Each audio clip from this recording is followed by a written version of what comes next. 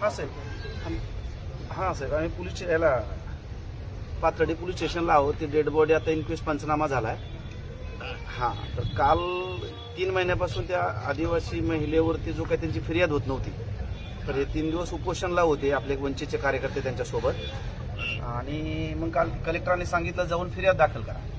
मग पोलीस स्टेशनला फिर्याद दाखल होत असताना तिथल्या पीआयनी समोरच्या पार्टीचे जे लोक आहेत त्यांना पण बोलून घेतलं 5-25 जण, आणि त्यांना सांगितलं तुम्ही पण तुमची बलात्काराचा गुन्हा दाखल करा, तुम्ही पण फिर्याद देऊन टाका.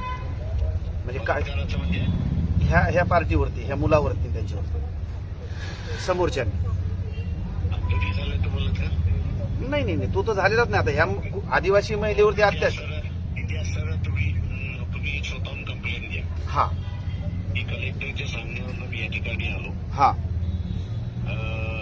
आदिवासींवरती अन्याय झाला होता त्यासाठी. हा माझ्या समोर असणारे पीआय बसले होते.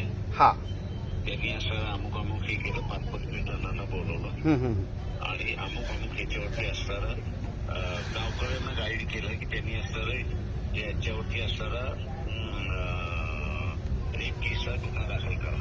हो खोटी फिर्याद. नाही तुम्ही माझ्या समोर त्यांनी सांगितलं. हा मी केली ना साहेब. तुम्ही हो हो हो केलं मी आता निवेदन. तुम्ही कंप्लेंट करा. बर तुम्ही एफआयआर Yes. तुमच्या नावाने काढा तिथे. ओके. हा पाठीमागे हटायचं नाही, घाबरायचं नाही, काही नाही. मग आता ती डेड बॉडी आहे साहेब. आता आम्ही काय पीएम होऊ देत नाही जोपर्यंत. नाही तुमची पहिल्यांदा एफआयआर करून घ्या आणि ओके. मग ती डेड बॉडी ताब्यात घ्या. एफआर झाल्यानंतरच.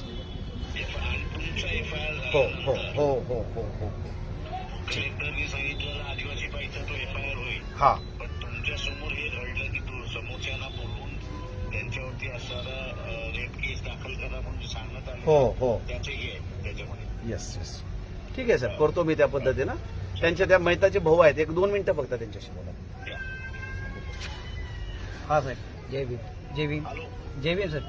हा देवी. हा ते माझा भाऊ त्यांच्या बरोबर गेला होता ना, त्यांनी तिथल्या पीआयनी समोरच्या पार्टीला बोलवून आणि त्यांनी स्वतः त्यांना धमकवलं का तुमच्यावर खोटी फिर्याद दाखल करू बलात्काराची. ठीक आहे म्हणून हा सांगितलं आणि ना, त्यांना मानसिक दाखल करायला. त्याच्यामुळे मानसिक धक्का बसला. किसनला सांगितलं किसनच ती कंप्लेंट दाखल करेल त्या ठिकाणी. ठीक आहे ठीक आहे चालेल. ठीक आहे साहेब, करतो आम्ही त्या. करून घ्या. हो हो